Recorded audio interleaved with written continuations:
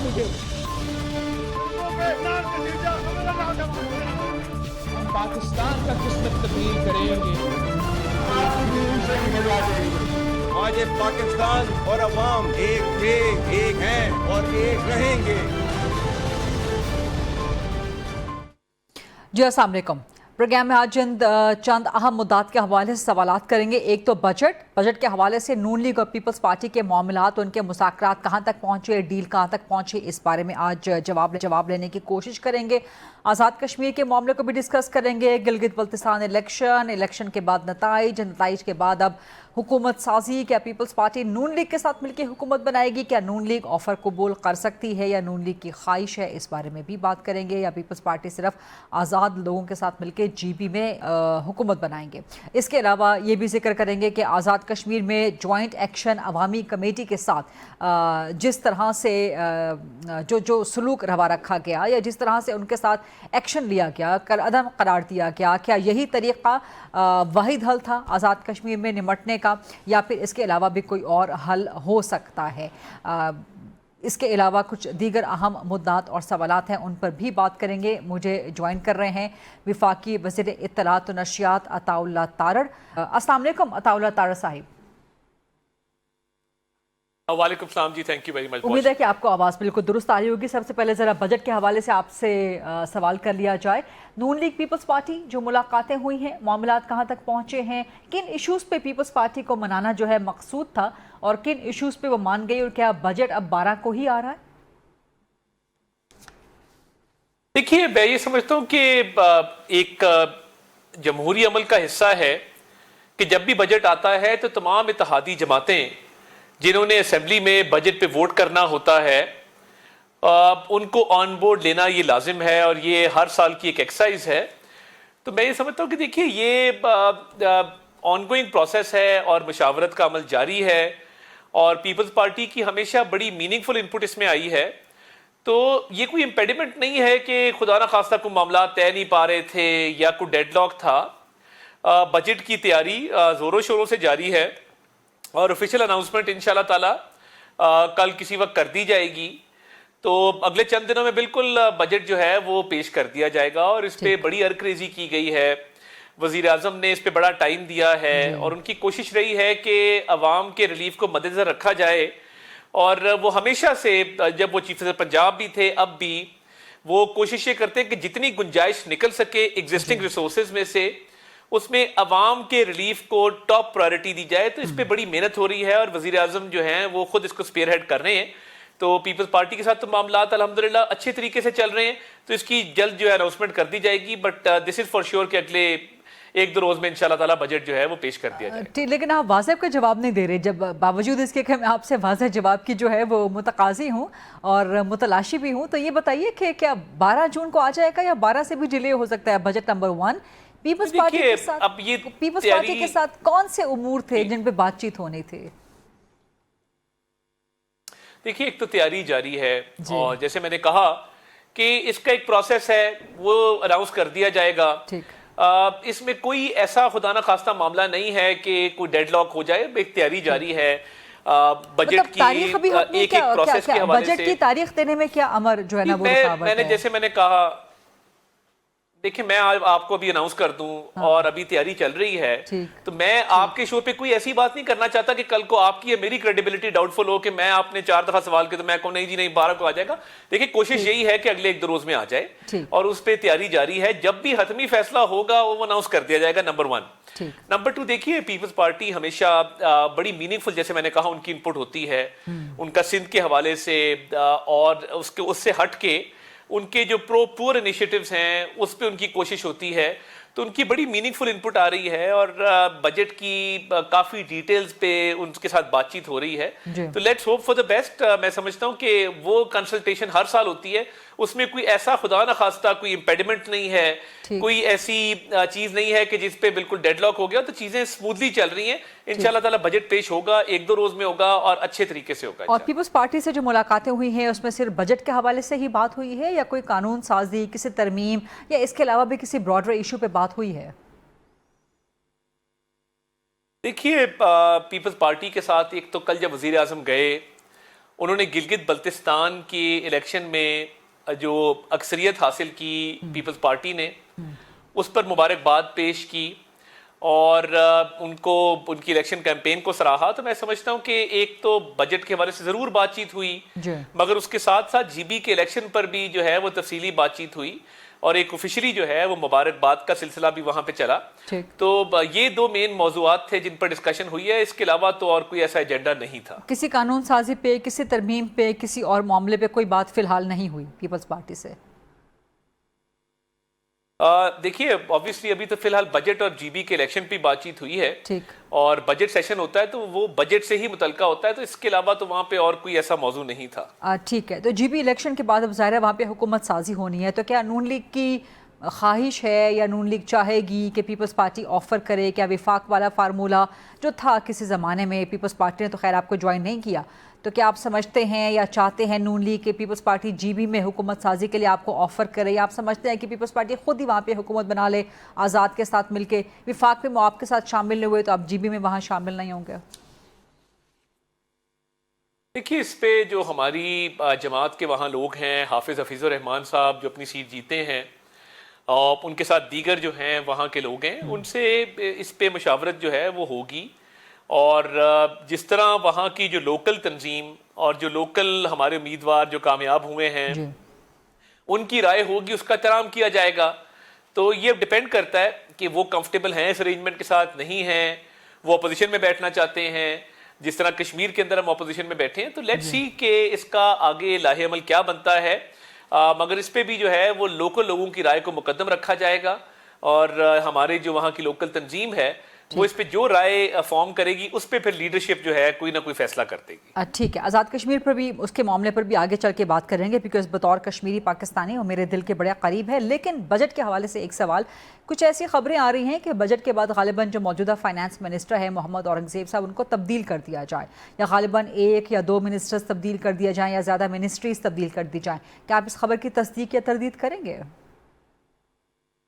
دیکھیے میں یہ سمجھتا ہوں کہ پتہ نہیں، چند لوگ یہ روز خبر جب لگاتے ہیں، میں 1-2 صحافیوں سے میری بات ہوئی اس پہ، اور میں نے باقاعدہ طور پہ انہیں کہا، میں نے کہا جی دیکھیں آپ کا ضرور کوئی نہ کوئی ہنچ ہوگا، مگر بجٹ کے دوران کہ جی فائنانس منسٹر جا رہے ہیں، فائنانس منسٹر آ رہے ہیں، فائنانس منسٹر پہ نو کانفیڈنس ہو گیا ہے، ان پہ ٹرسٹ. دیکھیے میں سمجھتا ہوں کہ اورنگزیب صاحب ایک پروفیشنل آدمی ہیں. انہوں نے پرائیویٹ سیکٹر کے اندر جے پی مورگن سے لے کے حبیب بینک تک سکسیسفلی پرائیویٹ سیکٹر کوآپریشنز کو چلایا ہے، آرگنائزیشنز کو چلایا ہے. اور جب سے وہ آئے ہیں وزیر اعظم شہباز شریف کی لیڈرشپ میں میکرو اکنامک سٹیبلٹی اس ملک نے اچیو کی ہے، فارن ایکسچینج ریزروز بڑھے ہیں، انٹرسٹ ریٹ نیچے گیا ہے، پاکستان نے اپنے قرضے واپس کیے ہیں. آپ کی جتنے بھی میکرو اکنامک انڈیکیٹرز ہوتے ہیں، انفلیشن کے نیچے جانے سے لے کے انٹرسٹ ریٹ کے نیچے جانے تک، فارن ایکسچینج ریزروز کا جو ہے بڑھنا، روپی کا سٹیبل ہونا، یہ macro economic stability over night achieve نہیں ہو سکتی تھی اگر یہ ٹیم ورک نہ ہوتا. بجٹ تو پھر ڈار صاحب بنا رہے ہیں، اور پیپلز پارٹی سے بجٹ کی ملاقاتیں ہوں، ڈیٹیلز ہوں، ڈار صاحب طے کر رہے ہیں وزیر اعظم صاحب کے ساتھ مل کے. محمد اورنگزیب تو کہیں نہیں ہے پکچر میں.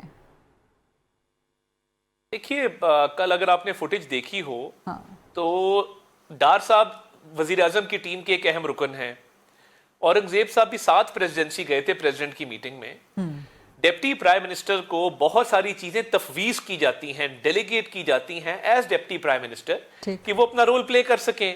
اس میں بجٹ سے ریلیٹڈ بھی بہت سے معاملات ہیں جن کو وہ دیکھتے ہیں، مگر اس کا یہ مطلب نہیں ہوتا کہ کمیٹی جو ہے اگر بنی ہے تو پھر فائنانس کا رول ختم ہو گیا، یا بجٹ فائنانس میں نہیں بنایا جا رہا، فائنانس منسٹری میں تالا لگ گیا، اورنگزیب صاحب بجٹ نہیں بنایا. دیکھیے یہ obviously سنسنی کئی دفعہ ریکوائرمنٹ ہوتی ہے خبروں کے اندر، اینڈ آئی اپریشیٹ دیٹ، مگر جو ایک تاثر دیا جاتا ہے کہ جی وہ بجٹ فلاں جگہ بن رہا ہے، ایسا ہے نہیں. اور دیکھیے ٹیم ورک میں بڑا اچھا ہوتا ہے. میں بھی بہت سارے اپنے کولیگ سے ہیلپ لیتا ہوں. ابھی پیچھے ایک معاملہ تھا جو 36 لاکھ ریٹیلرز کو ٹیکس نیٹ میں لائے ہیں، میں نے بلال کیانی صاحب کی بہت ہیلپ لی. اب یہ کہنا کہ جی بلال کیانی صاحب انفارمیشن منسٹری چلا رہے ہیں، تو ایسا نہیں ہوتا. ہر کسی کو ایک رول دیا جاتا ہے اور یہ ٹیم ورک ہے. اورنگزیب صاحب تبدیل کیے جا رہے ہیں کہ نہیں تبدیل کیے جا رہے ہیں؟ میرے خیال ہے میں نے جواب دے دیا اس کو, تو میں اس کا تو جواب دینا بھی مناسب نہیں سمجھتا. آپ نے واضح جواب نہیں دیا, اس میں سے بھی خبر نکل رہی ہے. آپ نے واضح جواب نہیں دیا, یہ بھی خبر بن رہی ہے. واضح جواب ہے کہ اورنگزیب صاحب از گوئنگ نو ویئر الحمدللہ. اور جیسے میں نے کہا کہ میکرو اکنامک سٹیبلٹی ان کی پرفارمنس بہت اچھی ہے, ایک پرائیویٹ سیکٹر کا بہت قابل آدمی ہے, میرٹ پہ آیا ہے, تو اس لیے باقی جس کو ڈیلیگیٹ کیا جاتا ہے including D P M, other ministers, وہ they are part of the team. تو دا مور دا میریئر. میں تو بلکہ اپنے کام میں بھی بلیو کرتا ہوں جتنے لوگ اسسٹ کر سکیں, ہیلپ کر سکیں, اتنا بہتر ہوتا ہے. ٹھیک ہے, اب آ جائیے آزاد کشمیر کے معاملے پہ. بطور کشمیری پاکستانی میرے دل کے بڑا قریب ہے, اور جس طرح سے یہ معاملہ ہوا ہے, آپ سے میں جاننا چاہوں گی کہ اس معاملے کا اب حل کیا ہے. جو کالعدم قرار دے دی گئی جوائنٹ ایکشن عوامی کمیٹی, آڈیو لیکس بھی اس کی سامنے آ رہی ہیں, کچھ مبینہ ان سے ریپورٹڈلی, تو یہ آڈیوز کی تصدیق ان کی فورنسک کیا حکومت کروائے گی؟ جوائنٹ ایکشن کالعدم جو ہوئی ہے کمیٹی, اس کے خلاف ایکشن کوئی لیا جائے گا؟ کیا ہوگا, واٹ نیکسٹ؟ دیکھیے, پہلی بات تو یہ ہے کہ کشمیری پورے پاکستان میں بستے ہیں, پوری دنیا میں بستے ہیں, اور جو کشمیری پاکستان کے اندر رہتے ہیں, مختلف شہروں میں, مختلف صوبوں کے اندر, ان کے پاس اسٹیٹ سبجیکٹ کا ایک سرٹیفکیٹ ہوتا ہے, اور یہ بات مصدقہ ہے کہ وہ کشمیری مہاجرین ہیں جو کشمیر سے ڈسپلیس ہو کے آ کر کہیں اور رہ رہے ہیں. اب یہ کہنا, یہ انڈیا کی یہ سازش رہی ہے, انڈیا کی کوشش رہی ہے کہ یہ 12 سیٹیں ختم ہوں, اور جو کشمیری کہیں اور رہتے ہوئے اپنا حق رائے دہی استعمال کرتے ہیں استعمال نہ ہو سکے. اب جوائنٹ ایکشن کمیٹی, کالعدم جوائنٹ ایکشن کمیٹی, یہ اب واضح کرنے میں یا اس کو پروف کرنے میں ناکام رہی ہے کہ یہ 12 سیٹیں کیوں ختم کی جائیں. اس کے پیچھے کوئی آرگومنٹ نہیں ہے. اور دیکھیے, اگر یہ کرنا تھا اور یہ ان کا ایک ایجنڈا تھا اور یہ ان کی ڈیمانڈ تھی, تو 27 جولائی کا الیکشن اناؤنس ہوا تھا. الیکشن کے پروسیس کا حصہ کیوں نہیں بنے؟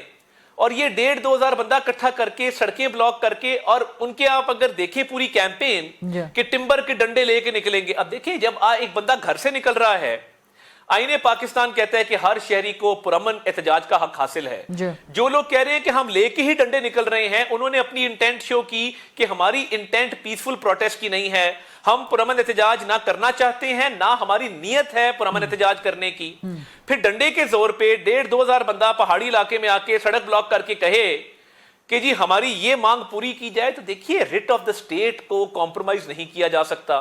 کل کو فتنہ الخوارج, فتنہ ہندوستان آئیں گے, وہ خدا نہ خواستہ کو سڑکیں بلاک کریں گے اور کہیں گے ہماری فلاں ڈیمانڈ ہے کہ فلاں ٹیررسٹ کو چھوڑا جائے, تو کیا ان کی ڈیمانڈ مان لی جائے؟ یہ پرتشدد اور ایک ناجائز احتجاج تھا, جس کے پیچھے ان کی نیت یہ تھی کہ یہ لا اینڈ آرڈر خراب کریں, انارکی. جو انہوں نے پولیس والوں کی ڈیڈ باڈیز کا حال کیا, کوئی ذی شعور شخص in the right frame of mind یہ سوچ سکتا ہے کہ کسی لا, اور وہ بھی کشمیری بھائی ہیں نا, وہ جو پولیس والے تھے وہ مقامی پولیس والے تھے جن کو انہوں نے شہید کر کے ان کی ڈیڈ باڈیز کی بے حرمتی کی. اور اب جن کی آڈیوز اور ویڈیو سامنے آ رہی ہیں, ان کے دفاتر سے اسلحہ برآمد ہو رہا ہے. کوئی بھی پرتشدد جتھا یہ طے کر لے کہ آج ہم نے اسٹیٹ سے یہ بات منوانی ہے تو ہم آج جو ہے سڑک بند کر دیں گے, تو ریاستیں ایسی بلیک میلنگ کو نہیں مانتی. لیکن ایک بڑا اہم سوال, ایک بڑا اہم سوال, بلکہ 2 بڑے اہم سوال. پچھلے سال بھی ان کے ساتھ مذاکرات کیے گئے, کیا یہ تب بھارت کے ساتھ اٹیچ نہیں تھے, یا تب ان کے خلاف ثبوت نہیں تھے جو اب ثبوت نکل رہے ہیں؟ اس سے پچھلے سال بھی تو کیا تب کوئی بھارت کی آشیرواد حاصل نہیں تھی؟ اور اب اگر ان کو کالعدم قرار دیا گیا ہے, فتنہ الخوارج کے ساتھ بھی, بھارت کے ساتھ بھی ان کے لنک سامنے آ رہے ہیں, تو آپ کیا سمجھتے ہیں کہ ان کو بھارت کی مکمل سپورٹ حاصل ہے, اور پھر بھارت سے کیسے نمٹا جائے گا, اس شرپسندی سے کیسے نمٹا جائے گا؟ دیکھیے, پہلی بات تو یہ کہ جو ان کی ڈیمانڈ تھی پچھلی مرتبہ, اور ایک سیاسی کمیٹی نے نیگوشیٹ کیا ان کے ساتھ, ان کی ڈیمانڈ مانی گئی. اس میں کوئی آئینی تبدیلی نہیں تھی, کوئی ایسی تبدیلی نہیں تھی جو کشمیر کے سٹیٹس کو افیکٹ کرتی ہے. آپ کو پتا ہے کہ جب بھارت نے جو انلیگلی آکوپائڈ انڈین کشمیر ہے, اس کا جب سٹیٹس تبدیل کیا اور ہم نے بڑا احتجاج کیا اس پر, انہوں نے ان کی وہ سیٹیں ختم کی, انہوں نے کشمیریوں کا پراپرٹی وہاں پہ رکھنے کا رائٹ ختم کیا, انہوں نے مہاجرین کے جو ووٹ کا حق تھا وہ ختم کیا. یعنی انڈیا ایک کام کر رہا ہے, انڈین انلیگلی آکوپائڈ کشمیر کے اندر کشمیریوں کے حقوق سلب کر رہا ہے, وہی کام یہ یہاں پہ کرنا چاہتے ہیں. دیکھیں, جب تک ان کی ڈیمانڈز آئین کی تبدیلی سے متعلق نہیں تھیں, اور ایسی ڈیمانڈز تھی کہ جن پہ سیاسی طور پہ بات چیت ہو سکے, ان کو بہت سپیس دی گئی. مگر انہوں نے ناجائز فائدہ اٹھایا. انہوں نے کہا کہ تشدد کرو اور پرامن احتجاج کو ترک کرتے ہوئے انہوں نے یہ ڈیمانڈز تو اس کالعدم کمیٹی کی پچھلے سال بھی تھی کہ مہاجرین کی 12 سیٹیں ختم کی جائیں. تو کیا تب بھارت کے ساتھ ان کا کنیکشن نہیں تھا؟ تب تو مذاکرات ہو رہے تھے ان کے ساتھ. نہیں, دیکھیے بالکل یہ شروع سے بدنیت تھے, شروع سے ان کا کنیکشن تھا, بٹ جو عوامی بھلائی کے لیے ان کی ڈیمانڈ تھی وہ مانی گئی. اب ہوتا کیا ہے, اچھا ان کا کنیکشن شروع سے بھارت کے ساتھ تھا لیکن ان سے بات ہو رہی تھی. میں عرض کرتا نہیں, میں یہ نہیں کہہ رہا کہ ان سے بھارت کے ساتھ اور ہم ان سے بات کر رہے تھے. بات یہ کوئی بھی کالعدم تنظیم جو اب کالعدم ہوئی ہے وہ یہ تو نہیں کہتی کہ ہمارا فلاں سے لنک ہے اور یہ ہم ایک ہی ڈیمانڈ لے کے آ رہے. انہوں نے کیا کیا, انہوں نے بہت ساری ڈیمانڈز کی, اس میں یہ ایک ڈیمانڈ بھی رکھی. ان کو تب بھی بتایا گیا کہ یہ ڈیمانڈ آپ کی مناسب نہیں ہے. اور دیکھیے کسی بھی چیز کو انویسٹیگیٹ کرتے ہوئے, کسی بھی چیز کی تہ تک پہنچتے ہوئے obviously ٹائم لگتا ہے. تو ان کے تو تانے بانے اب کلیئرلی مل رہے ہیں, ان کے مضمون مقاصد سامنے آ رہے ہیں اور ان کے پاس کیونکہ عوامی سپورٹ نہیں ہے. دیکھیے پہاڑی علاقے میں 1,500-2,000 بندہ اکٹھا کر کے سڑک بلاک کرنا کوئی مسئلہ نہیں ہے. کل کو کوئی اور کرے گا, وہ کہے گا جی ٹی وی بند کر دیں, تو کیا حکومت جی ٹی وی بند کر دے آ کے؟ یہ تو کوئی طریقہ نہیں ہے نا. انہوں نے جو بندے اکٹھے کیے یہ الیکشن میں کیوں نہیں آئے؟ کیونکہ ان کو پتا تھا کہ الیکشن میں ان کے پاس ہر ضلع میں سپورٹ حاصل نہیں ہے. یہ الیکشن میں کسی قسم کی بھی نہ موبلائزیشن کر سکتے ہیں, نہ ووٹ لے سکتے ہیں, نہ اسمبلی تک پہنچ سکتے ہیں کہ جائز طور پہ اپنی ڈیمانڈ کو سامنے رکھیں. تو یہ تو بالکل کلیئرٹی کے ساتھ ان کا مکروہ چہرہ پوری قوم نے دیکھ لیا, پرتشدد اور ناجائز ان کا احتجاج بھی پوری قوم نے دیکھ لیا. تو کسی بھی پرتشدد جتھے کو اجازت نہیں ہے کہ وہ اپنی ناجائز اور انلیگل مانگ جو ہے وہ اس طرح منوا سکے. رائٹ, بہت بہت شکریہ. وفاقی وزیر اطلاعات و نشریات عطا اللہ آج پروگرام میں گفتگو میں شامل تھے, سوالات کے جواب دے رہے تھے. آئی وش کہ ٹائم تھوڑا مزید زیادہ ہوتا, لیکن باقی پولیٹیکل پارٹی سے بھی ہمیں بات کرنی ہے, پی ٹی آئی سے بات کرنی ہے, مسلم پی ایم ایل این سے, پیپلز پارٹی سے بات کرنی ہے. سید نوید قمر صاحب اور سینٹر علی ظفر صاحب موجود ہوں گے. After short quick break, stay with us. جی welcome back after the break. اور بات کریں گے پاکستان تحریک انصاف سے. پی ٹی آئی کے سینٹ میں پارلیمنٹری لیڈر, مرکزی سینئر رہنما سینٹر بیرسٹر سید علی ظفر صاحب موجود ہیں میرے ساتھ. السلام علیکم سینٹر علی ظفر صاحب, بہت شکریہ وقت دینے کے لیے پروگرام میں. جو جی بی کا الیکشن ہوا اس کے بعد پی ٹی آئی نے آج ایک وائٹ پیپر جاری کرنا تھا لیکن وہ جاری نہیں ہوا. تو کیا یہ تاثر لیا جائے یا تصور کیا جائے کہ پی ٹی آئی کے پاس گلگت بلتستان میں دھاندلی کے ثبوت نہیں ہیں, یا پی ٹی آئی کے جو اندرونی مسائل ہیں اس کی وجہ سے وائٹ پیپر نہیں سامنے آ سکا, یا پھر پی ٹی آئی نے کمپرومائز کر دیا کہ سسٹم سے مائنس ہوتی چلی جا رہی ہے تو ٹھیک ہے اب ہمت ہار کے بیٹھ کے وائٹ پیپر دھاندلی کا جاری نہیں کیا؟ ایک تو یہ سوال کا حصہ. دوسرا سوال کا حصہ کہ آپ گلگت بلتستان سے لے کے گوادر, کراچی تک ایک پیٹرن دیکھیں تو 2 پارٹی سسٹم ایمرج ہوتا ہوا پھر سے نظر آتا ہے. آپ کیا اتفاق کریں گے اس سے؟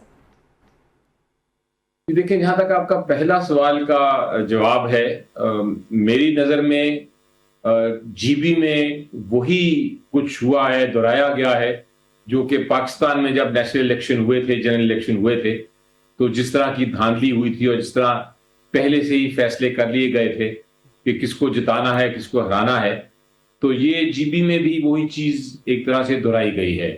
جب یہ الیکشن ہو رہا تھا تو ہمیں اندازہ تھا کہ یہاں بھی دھاندلی کی جائے گی اور الیکشن کو چرایا جائے گا اور عوام کا جو مینڈیٹ ہے وہ نہیں مانا جائے گا. لیکن ہم نے, اور اس ڈیبیٹ میں یہ بھی ایک رائے آئی کہ اس کو بائیکاٹ کر دیا جائے پورے الیکشن کو, لیکن پھر فیصلہ یہی ہوا کہ ہم اس میں پارٹیسپیٹ کریں گے جانتے ہوئے کہ دھاندلی ہونی ہے. لیکن وہ دیکھا آپ نے کہ لوگوں کا ووٹ کہیں اور تھا, عوام کا جو سمندر تھا وہ پی ٹی آئی کے ساتھ تھا, لیکن جو رزلٹ آیا وہ وہی جو فیصلے ہوئے اس کے مطابق ہی رزلٹ بنایا گیا. تو میری نظر میں وائٹ پیپر آئے گا, اس میں شاید جو اس میں ورکنگ ہو رہی ہے اس میں تاخیر ہے, وقت لگ رہا ہے, لیکن اس کا یہ مطلب نہیں ہے کہ ہم نے اس بات کو مان لیا ہے, اس کا یہ مطلب نہیں ہے کہ ہم کوئی کسی قسم کی کمپرومائز کے موڈ میں ہیں اس معاملے پہ. یہ عوام کا معاملہ ہے, اس پہ کمپرومائز نہیں ہو سکتا, کیونکہ جب عوام کا مینڈیٹ چرایا جائے تو یہ بڑا نقصان ہو سکتا ہے. اور آپ کو اگر آپ تاریخ کو دیکھیں تو جب بھی الیکشنز کو اس طرح کیا گیا ہے مینیپولیٹ اور ان کو اس میں دھاندلی کی گئی ہے تو وہ اس کا نقصان الٹیمیٹلی جمہوریت کو ہوتا ہے. اور جی بی تو اس وقت پاکستان کا ایک طرح سے ابھی صوبہ نہیں ہے, وہاں اس طرح کرنا, لوگوں کو ناراض کرنا, اس کا کوئی فائدہ نہیں, اسے نقصان ہی نظر آتا ہے. اب جہاں تک آپ کا دوسرے سوال کا تعلق ہے, آپ نے فرمایا کہ 2 پارٹی سسٹم بن رہا ہے. آفیشلی آپ جو بھی کہیں, آفیشیل ریزلٹس کے مطابق تو پارلیمنٹ میں بھی آپ کو نظر آتا ہے کہ 2 بڑی جماعتوں کو ووٹ نہ بھی پڑنے کے باوجود سیٹیں دی گئیں, اور اسی طرح باقی جگہ بھی دیکھا جاتا ہے. لیکن میری نظر میں مین پارٹی ابھی بھی پی ٹی آئی ہے, کیونکہ عوام اس کے ساتھ ہے, اور اس میں میری نظر میں یس پارٹی, پیپلز پارٹی بھی ہے, وہ ان کا ہے اپنا سندھ میں ووٹس کماتی ہے وہ, اور اپنا حاصل بھی کرتی ہے, لیکن اور بی ایم ایل این بھی ایک پارٹی ہے, اسی طرح دوسری پولیٹیکل پارٹیز بھی ہیں. لیکن سب سے بڑی جماعت جو ہے, جو کہ اس وقت آپ ریزلٹس کو اگر دھاندلی نہ ہو اور صاف الیکشن ہو, تو سب سے بڑی جماعت پی ٹی آئی ہی ہے. سیٹر صاحب, یہ تو آپ کا ایک سیاسی بیانیہ ہے نا, اس کے ساتھ آپ یہ بھی کہتے ہیں آج الیکشن کروا دیں تو سب سے بڑی پارٹی پی ٹی آئی کی ہے, لیکن آپ گراؤنڈ ریالٹی دیکھیں تو 2 پارٹی سسٹم اس وقت رول کرتا ہوا نظر آتا ہے. اس سے کیا آپ اتفاق کرتے ہیں کہ نہیں, اور پاکستان طریقے سے آپ لگتا ہے کہ سکڑ کے صرف ایک صوبے کی جماعت بن کے رہ گئی ہے, وہ بھی غالباً نسلی بنیادوں پر یا لسانی بنیادوں پر؟ اس کے بارے میں کیا کہیں گے آپ؟ دیکھیں, پھر میرا وہ جو سیاسی آپ موقف کہہ رہی ہیں وہ ٹھیک ہے, اپنی آپ کی ایک موقف ہے کہ ہم نے ایک سیاسی بیانیہ ہے یا موقف ہے, لیکن اس کے باوجود اگر اس کو آپ سائڈ پہ بھی کر دیں اس ایشو کو, تو جو حقیقت ہے, ہم سینٹ میں سب سے بڑی جماعت ہیں اپوزیشن کی, ہم پنجاب میں سب سے بڑی جماعت ہیں اپوزیشن کی, کے پی میں ہماری حکومت ہے, سندھ میں بھی ہماری پریزنس ہے, بلوچستان میں بھی پریزنس ہے. تو یہ کہنا کہ ہم سائیڈ لائن ہو گئے ہیں, میرا خیال ہے فیکچولی بھی درست نہیں.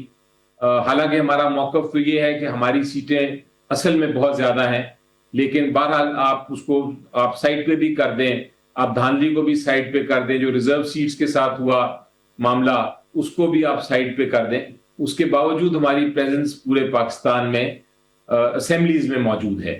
تو یہ کہہ دینا کہ صرف 2 پارٹیز ہیں اور پی ٹی آئی کی کوئی اہمیت نہیں ہے پارلیمنٹ میں یا اسمبلیز میں, یہ میرا خیال ہے کہ اگر آپ فگرز دیکھیں تو درست بات نہیں ہوگی. ٹھیک ہے, ایک آخری سوال آپ سے بجٹ کے حوالے سے, پی ٹی آئی کی اسٹریٹجی کیا ہونی چاہیے اور کیا ہوگی؟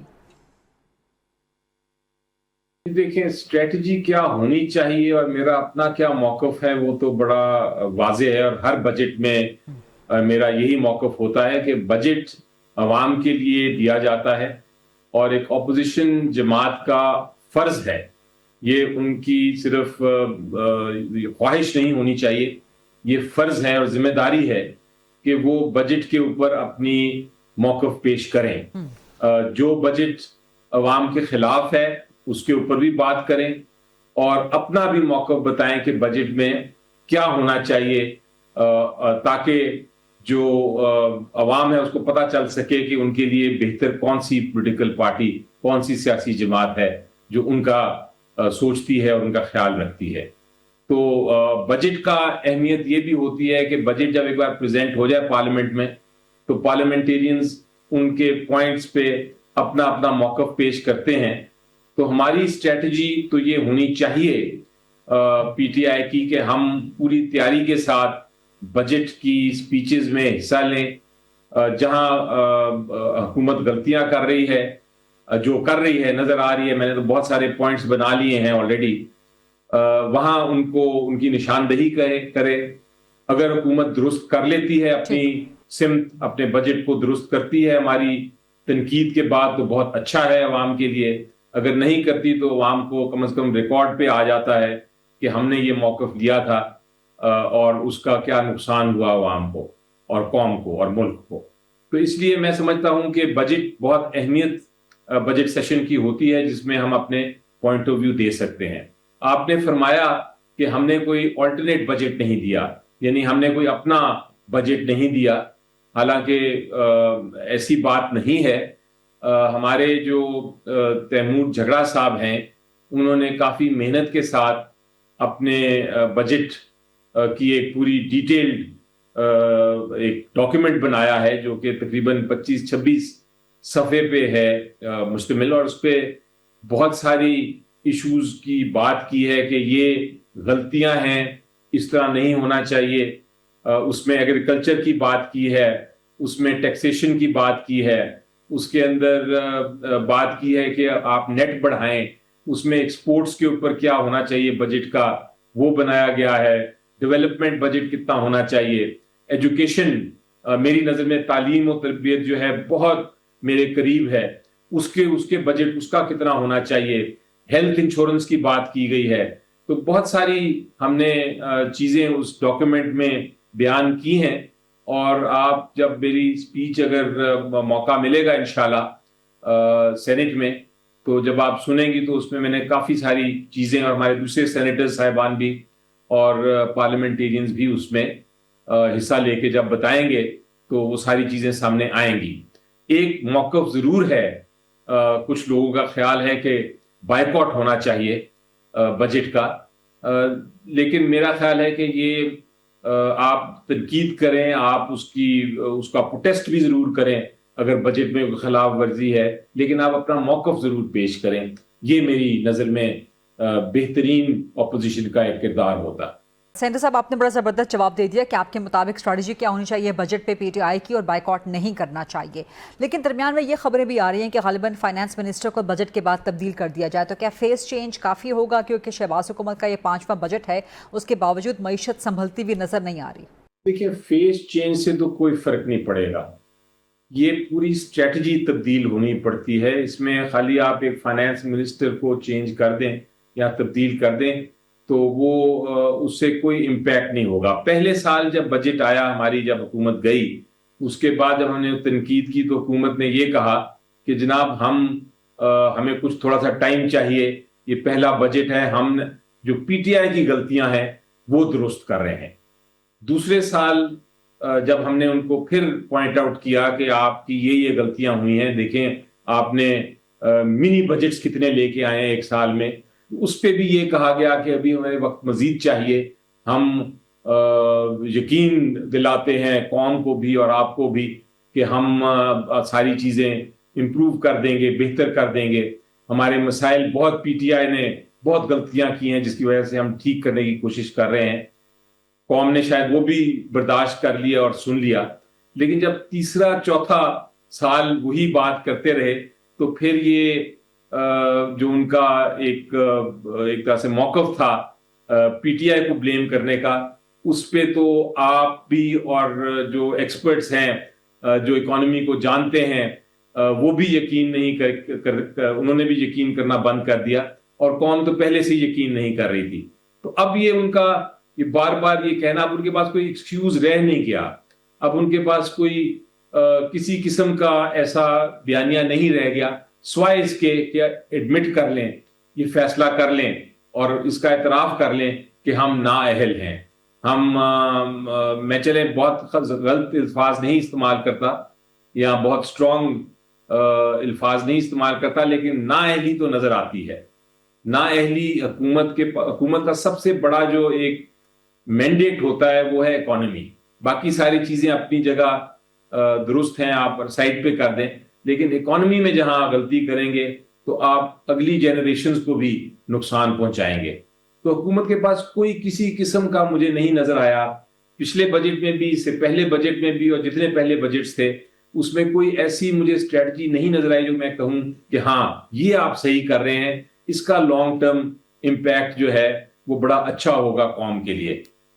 لیکن وہ ہوتا یہی رہا ہے کہ یہ بینڈیج لگاتے رہے ہیں اکانومی کو، یعنی کہ بجائے اکانومی کو لانگ ٹرم درست کرنے کے لیے آپ کو کچھ جو پالیسیز اینڈ اسٹریٹجیز ہیں، بجائے وہ اپنانے کے انہوں نے صرف بینڈ ایڈ لگانے کی کوشش کی ہے. اور وہ اس طرح کوئی بھی اکانومی نہیں چلتی. آپ ٹھیک ہے قرضہ لے لیں آئی ایم ایف سے، آپ کہہ لیں کہ جی ہمارا اس سال فلاں ملک سے ہم نے ایڈ لے لی ہے یا فلاں ملک کو واپس پیسہ کرنا تھا ہم نے ڈیلے کر دیا ہے، لیکن اس کا یہ مطلب نہیں ہے کہ قرض آپ نے الٹیمیٹلی دینا نہیں، آپ صرف پاس آن کر رہے ہیں. کہاں ہے آپ کی انڈسٹری، کہاں ہے آپ کی ڈیولپمنٹ؟ سب سے ضروری چیز انڈسٹری اگر آپ نے لگانی ہے اسی سے آپ نے آگے اپنی اکانومی کو بڑھانا ہے. اگر اس کو ہی کوئی اسٹریٹجی نہیں ہے آپ کی کہ آپ نے انڈسٹریلائزیشن کس طرح کرنی ہے اپنی بہتر, آپ نے ریفارم کس طرح کرنے ہیں, آپ نے آئی ٹی سیکٹر کو کس طرح بچانا ہے, آپ نے یہ جو پرابلم ہے ہمارا بجلی کا جو یہ سرکولر ڈیٹ ہے اس کو کس طرح ختم کرنا ہے, جب تک آپ وہ لانگ ٹرم فیصلے نہیں کریں گے آپ اکانومی کو ٹھیک نہیں کر سکتے. اب آپ پوچھ سکتی ہیں مجھے کہ یہ کیوں نہیں فیصلے کرتے جو اتنے اہم فیصلے ہیں, یہ نااہلی نہیں ہے تو کیا ہے؟ تو میں اس کا جواب یہ دوں گا کہ نااہلی کے ساتھ ساتھ ایک اور پرابلم بھی ہے, اور وہ پرابلم یہ ہے کہ اس طرح کے سخت فیصلے صرف وہ حکومت لے سکتی ہے جس کے پاس پبلک مینڈیٹ ہو, جس کے پیچھے عوام کھڑی ہے اور وہ تیار ہے سیکریفائس کرنے کے لیے, وہ تیار ہے قربانی دینے کے لیے کہ ملک کی اکانومی ٹھیک ہو جائے. چونکہ ان کے پیچھے قوم نہیں کھڑی تو یہ سخت فیصلے بھی نہیں لے سکتے, اور وہ یہی ہے کہ بس ٹائم پاس کر رہے ہیں. تو یہ میرا ایک بریف سا موقف ہے آپ کے سامنے. سینٹرل بیرسٹر سید علی ظفر صاحب بہت بہت شکریہ پروگرام کے لیے آج وقت نکالنے پہ. انشاءاللہ ایک اور میں مزید تفصیل کے ساتھ آپ سے سوال جواب کریں گے. ایک بریک کا وقت ہوا ہے پروگرام میں, بریک کے بعد جب واپس آئیں گے سید نوید قمر پاکستان پیپلز پارٹی, ان سے مزید سوالات کریں گے. Stay with us. Welcome back after the break, اور اب بات کریں گے پاکستان پیپلز پارٹی سے. میرے ساتھ موجود ہیں سید نوید قمر صاحب جو کہ سابق وفاقی وزیر خزانہ رہ چکے ہیں, سینئر مرکزی رہنما ہیں پیپلز پارٹی کے. سر, سب سے پہلا سوال آپ سے, بجٹ کے حوالے سے جتنی ملاقاتیں ہوئی ہیں پیپلز پارٹی کے ساتھ نون لیگ کی, ان ملاقاتوں میں کیا طے پایا؟ کون سے ایشوز تھے جن پہ بات ہونی تھی؟ کہاں تک پہنچی یہ ملاقاتوں کی بات؟ کیا مکمل ہو گئی, اور کیا بجٹ اب پھر 12 جون کو ہی آ رہا ہے؟ دیکھیں جی, بجٹ اب انشاءاللہ 12 تاریخ کو آ ہی جائے گا. ظاہر ہے کہ اس وقت پوائنٹ تک پہنچنے کے لیے بہت سارے مراحل ہوتے ہیں, اور ڈسکشن تھا. گورنمنٹ کی بہت ہی جو پوزیشن ہے وہ اتنی نیرو ہے اسپیس کے حساب سے, مطلب جتنے اخراجات ہیں اور جتنی آمدنی میں جو گیپ ہوتا ہے اس کو پورا کرنا, اور اس کے لیے جو اقدامات اس میں خاص کر صوبوں سے بھی جو کہا گیا کہ آپ کنٹریبیوٹ کریں, تو اس لحاظ سے بہت ساری نیگوشیشنز تھیں جو کہ آخر کل طے پا گئی, اور میرا خیال ہے کہ بائن آزاد صوبوں سے اب اگریمنٹ ہو گیا ہے. اگر ایک آدھ کوئی چیز رہتی ہے تو وہ بھی شاید ہو جائے گی, اور بجٹ. ٹھیک, تو یہ بتائیے کہ سر کہ ان ملاقاتوں میں بجٹ کے علاوہ بھی کوئی بات ہوئی ہے کسی قانون سازی پہ, کسی ترمیم پہ, یا کسی اور وائڈر ایشو پہ؟ نہیں غریدہ, حقیقت تو یہ ہے کہ ایک دن بھی کبھی یہ ہمارے سامنے نہیں بات لائی گئی کہ حکومت کوئی آئینی ترمیم لا رہی ہے, یا 28ویں ترمیم جس کا بہت زیادہ چرچا تھا میڈیا میں بھی, وہ اس قسم کی کوئی چیز ڈسکشن میں نہ آئی, نہ آخری دن تک کوئی بات ہے. جو بھی ہماری ڈسکشن تھیں وہ سب بجٹ کے ارد گرد ہی تھی, اور اس میں کیا ہوگا اور کس طرح سے ہم اس بجٹ کو آگے لے کے جائیں گے. سو ہاں, فیکٹ از کہ دیر از نو 28th amendment. ٹھیک سر, اب گلگت بلتستان کے حوالے سے کچھ بات کہ وہاں پیپلز پارٹی نے زبردست جو وہاں پہ میجورٹی حاصل کی ہے, حکومت بنانے کی آپ پوزیشن میں ہیں, تو کیا نون لیگ کو آفر کریں کہ آپ حکومت سازی میں شامل ہونے کے لیے, یا انڈیپینڈنس کے ساتھ مل کے حکومت بنائیں گے؟ دیکھیں, جب ان پارلیمنٹری سسٹم میں ہمیشہ آپ سارے آپشنس رکھتے ہیں, آپ دیکھتے ہیں کہ اگر اسٹیبل گورنمنٹ بنتی ہے خود کسی کو بھی ملائے بغیر, تو وہ آپشن ہوتا ہے, نہیں تو آپ کوئی نہ کوئی کولیشن پارٹنر ضرور ڈھونڈتے ہیں. ہمارا خیال ہے اس وقت ڈیفینیٹلی اگر پی ایم ایل این یہ ساری سیٹیں ایک طرف ہو جائیں, اس کے بعد نمبر گیم ہوگی. جب اس وقت تو 24 کی سیٹیں ہیں, اس کے بعد جو نیکسٹ اسٹیپ ہوگا وہ ریزرو سیٹس کا ہوگا. اس کے بعد یہ دیکھیں گے کتنے پورے نمبرز ہو گئے یا کتنا شارٹ ہے, تو اکارڈنگلی فیصلہ ہوگا. حالانکہ in principle there is nothing wrong, ہم ادھر بھی جو ہے وہ نون لیگ کے ساتھ کو کم از کم سپورٹ کر رہے ہیں, ساتھ مل کے تو گورنمنٹ نہیں بنائی ہوئی. تو سارے آپشنس جو ہیں وہ دیکھے جا سکتے ہیں. ابھی تو فائنل ریزلٹس بھی تو نہیں آئے, کچھ سیٹیں ہیں جس پہ ری پول ری کاؤنٹ یہ وغیرہ ہو رہا ہے. ونس دیٹس ڈن پھر یہ فیصلہ ہوگا.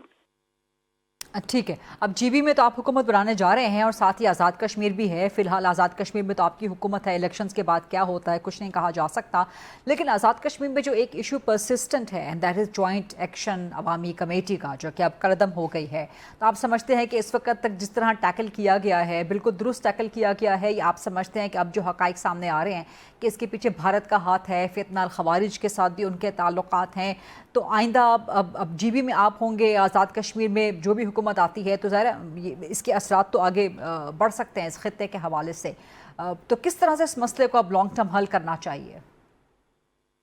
دیکھیں, پیپلز پارٹی کا کسی بھی معاملے میں سٹانس یہ ہوتا ہے کہ سیاستدان کا کام ہوتا ہے سیاسی حل نکالنا, دیٹ از پالیٹکس.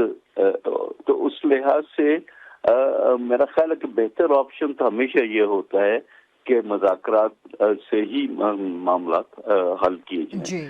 اب ضرور ہو سکتا ہے کہ there are some foreign elements, لیکن فارن ایلیمنٹس دیکھیں تب پلے میں آتے ہیں جب ہم خود ایک سچویشن ایسی فیس کر رہے ہوں جہاں ہمارے اپنے لوگ جو ہیں وہ ایک ایسا خیال رکھتے ہوں یا ان کو ایک فیلنگ ہو ڈپریویشن کی, یا کہ ان کے ساتھ انصاف نہیں ہو رہا. تو وہ والے آپشن سارے پہلے ایگزاسٹ ہم کرتے ہیں. اس کے بعد اگر سچویشن ایسی ہوتی ہے جو کہ نہیں آئی تھی, اب سوال یہ کہ وچ از دیٹ پوائنٹ. میرا خیال ہے کہ ابھی بھی ہمیں آپشن جو ہے وہ مذاکرات کو فردر جو ہے, ٹھیک ہے کچھ ایلیمنٹس ہیں جو کہ کلیئرلی ایک ایجنڈا پہ چل رہے ہوں تو ان کو آئسولیٹ کر کے, لیکن باقی کے ساتھ تو آپ کو بات چیت کر کے ہی مسئلے کو حل کرنا ہوگا. رائٹ, بہت بہت شکریہ نوید قمر صاحب آج پروگرام کے لیے وقت نکالنے پہ. دیٹس اے ریپ, یہ تھا آج کا programme. I'll see you inshallah tomorrow 8 o'clock on GTV. اللہ حافظ.